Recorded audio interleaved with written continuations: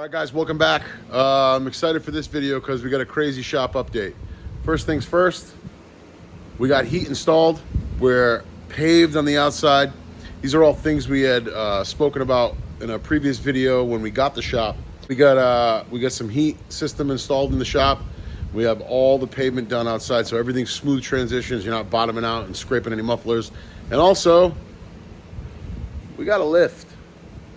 Life is good. So we're back, and I said I wanted to do this. I wanted to bring this video to you. I didn't go too far yet. I wasn't trying to be an irresponsible YouTuber. I just have the Team Z Godzilla swap K-member up in there. That's the only thing I've done so far. But everything else is pretty self-explanatory. I mean, control arms go into the lower bolt holes. You put new bolts in, grease everything up, make it move freely. But it's just a look at the car this way. It's actually my first time looking underneath the car really close, and it's in great shape. I'm excited about this build, this Godzilla Fox body swap. But yeah, we got the Team Z unit in there, and we're gonna get some other components stapled on there. And yeah, just get it all cleaned up, get it ready for the motor. Coming soon. Sure. So we have this beautiful Team Z tubular A-arm. And one of the things I try to pay attention to now, as I'm older, is something like that. Like the A-arm, the sleeve here, inside there, in the bushing. Just not wanting to seat in. The sleeve's just not wanting to seat in the groove. So I'll just go in there with a small hammer and just send that in to kind of flush it up. So it goes in there, because you have to think, you necessarily don't want it's a crush sleeve in a way, but you don't want it pivoting on that or dragging or catching itself as the arm is flexing up and down. So I'll just get it all set up so it goes in nice and smooth, and then torque everything down. And you know, I put a little grease on the ends, the bushing ends as well. I know you're supposed to use suspension grease, but I just use regular bearing grease just to make everything move freely. It likes it. All right, so unfortunately, with the advent of modification, you run into problems. We ran into a little problem with the steering rack with the Team Z K-member. I'm gonna show you what I'm into right now and show you how I'm gonna go about fixing it. It sucks to have to modify something brand new, but apparently, this is an issue that nobody really knew about, or there was no data to check. So I had to figure it out, and here I am. Check it. So here's what I'm thinking. This gusset right here, lob it off, move it up to here, fill all that in with another gusset. That's the only thing that can happen, but I'm not driving around with manual brakes and manual steering. That's not gonna fly for me. So this is us seated, and you can see I'm right up against it.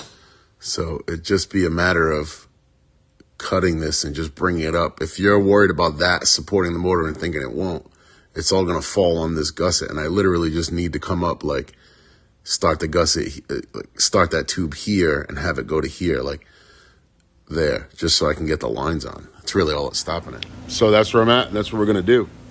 Here we are with that snipped off, fitted. The rack is seated fully. Everything fits. I'm actually gonna clean up this weld a little bit. I made a piece of triangular 1/4-inch steel, and I started grinding that to get a good strong weld in there. This is a mild steel K-frame, not the chromoly, so it should be okay. And I think that's still gonna support it. I've reached out to the guys at Team Z and talking to a couple of people. I don't think it's really gonna affect the strength too much. My lines do clear, they're not hitting. The angle may be a little weird, but we're clear there. I'm actually gonna use a porta power to bring this mounting point up just a 1/16 to give me a little more clearance. And with machining some of that old weld off too, I should have plenty of room. I don't have to worry about anything rubbing. So that's an issue that I'm gonna cross in a day or so. I gotta get the tank filled up for the welder, and we'll get that done. But moving right along, I started running the rest of the brake lines, attach them with the rivets that they need. Just try to make it look clean as possible. I'm going to undercoat this in a minute. We got the rear end out, all that's removed. Floors are solid, as you can see underneath the car. I got really lucky with this car. Ran a new line with the rear end bracket right there mounted, and that's how we're looking so far. I'm gonna try to move on to a few things here or there just to stay busy with the car. As far as the fuel, regarding the fuel, I test fitted like a fuel injected tank from like an 87 and up or 86 and up, and it does fit with no issues. So that's gonna go in here. I have a new tank, new sender, and I'm gonna do the Holley 525 pump just like I did on the Whipple car, and we should be good there. Yeah, just chugging along, doing what I can. Got some wiring to do back here with the sending unit. I'll have that all figured out. But move on to the front. Maybe I'll do the caster camber plates and the struts. I can even probably put the spindles in, put the knuckles on, the Cobra brakes, but I just want to keep doing something, so here we go. So I really enjoy using the caster camber plates from UPR. We use them exclusively in the shop. Them and Maximum. UPR for the money and for the performance. Really, really great piece. So I'm going to get these installed. The scary thing is the new painted surface. I'm just going to start with a position that's center and hopefully minimal scratches, minimal paint chips. But I'm going to get this all installed. They give you great instructions. It's just kind of a series of washers and washers and bushings up until you get the heights right. This car is going to be lowered, but we'll get that done. I'll go through that right now and get the strut in at least. Maybe we'll just hang the front end on and do something at least. All right, so first things first, obviously get your main bracket. One thing I do like to do is check that it doesn't drag. Sometimes these slots that the bracket goes through can kind of be oblong in a way, and it doesn't allow full travel, and that's just going to affect you when it comes time to do your alignment.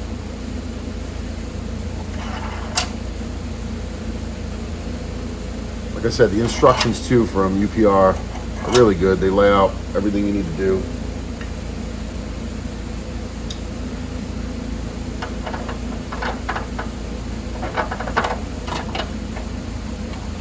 Again, just making sure everything's moving. Because any kind of drag is just going to come across in the alignment afterwards. Any kind of, bind, anything that doesn't want to move the way it wants to or the way it's supposed to is just going to affect your alignment.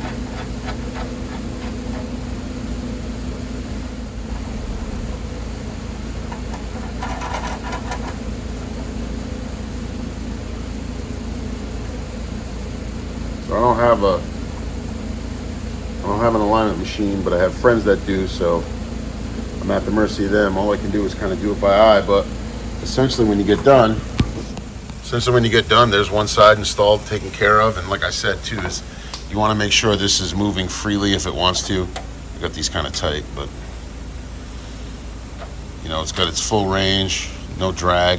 So that's pretty much it. You just go careful. I got to be careful too for the fresh paint, but set it up in the middle, lock it down, and build the rest of your front end. Gonna go on to the other side, then we'll get the struts installed and we'll keep going.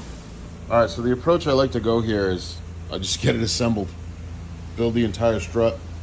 The instructions from UPR are real great. Everything is always good, solid from UPR, and just get it assembled. We went with I went with a 12-225 spring, and they're just their normal coilover kit. I think we're gonna have enough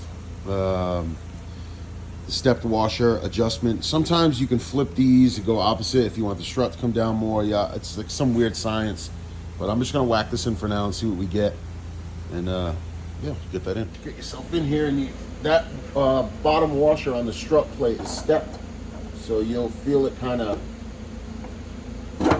click in like that.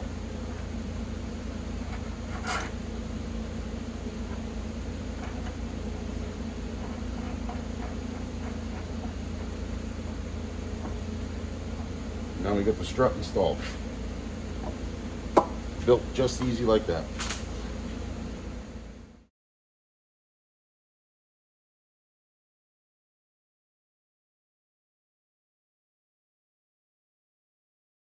All right, struts in. Obviously the cast camber plate I left loose up there. A-arm is ready to rock. We're gonna get the Cobra spindle assembly on there and talk about a couple of things there. Obviously, if you guys been in the Mustang game for a minute, you know exactly what I'm about to talk about, so you can skip this part or just watch or correct me in the comments if I say something wrong, but yeah, let's get it slapped together. Okay, so your mileage may vary, but this is the Team Z A-arm with a Fox body ball joint in there. When you put the Cobra spindle on there, or some of the newer SN95 spindles, it's essentially going to sit down too far, and your castle nut would sit here. It would be pointless. It wouldn't tighten up enough. There's a million stories out there. Mine just tightened up just fine. Whatever it is, whatever the case, I just got myself a steel spacer, and I'll put that down on there. And by the time the castle nut is tight, you'll end up with something like that. And you'll see the top of my castle nut is also grinded down. Depending on what strut you're using to get the full slide in and get the strut mount holes to line up, the castle nut may hit this ridge here.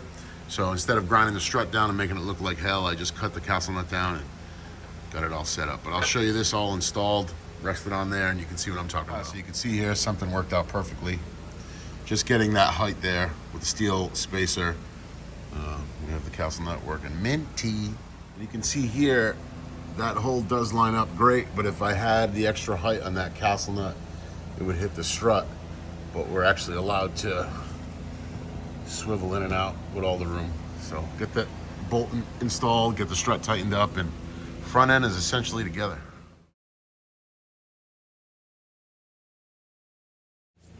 So yeah, that's essentially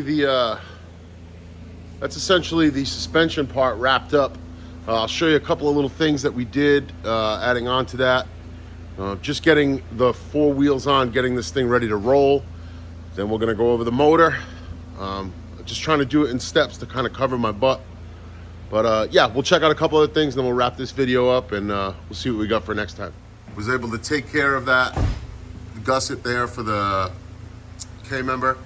Again, I'm using a power rack, and that doesn't seem to be a possibility until now. I spoke with a few guys, Godzilla Garage, Team Z. First they've kind of seen making it work. Most guys have converted to the electric power steering, but we got that sorted. You guys followed me in building the front end, the front suspension. We have wheels on there, just some 03 Cobra wheels for now. All of our brake lines, our undercoating is taken care of. The rear end is now done. All the brake lines, control arms are somewhat adjusted. We have brakes everywhere. And this is just simple. I didn't have to cover it in detail. I didn't need to show you guys step by step how to put a rotor over an axle and then bolt the wheel on. You guys are all smarter than me. But yep, we got brake lines set up, a girdle, everything like that. Fluid is full, the rear end is done. I think me and Kev are gonna put some fluid in and try to bleed these brakes now. So that's gonna wrap up this video. This is all the suspension. I think soon enough we're gonna go over the motor in detail and maybe try to dip it in. The holiday is coming up quick, so we're just trying to get some stuff in order before we take a few days off. But yeah, I appreciate you guys. Be sure to like, share, subscribe, and hanging out with me and Kev in the shop. It's freezing. We're in New England, but we got heat, we got Wi-Fi, we got a lift. Everything's great. We'll talk soon. Peace.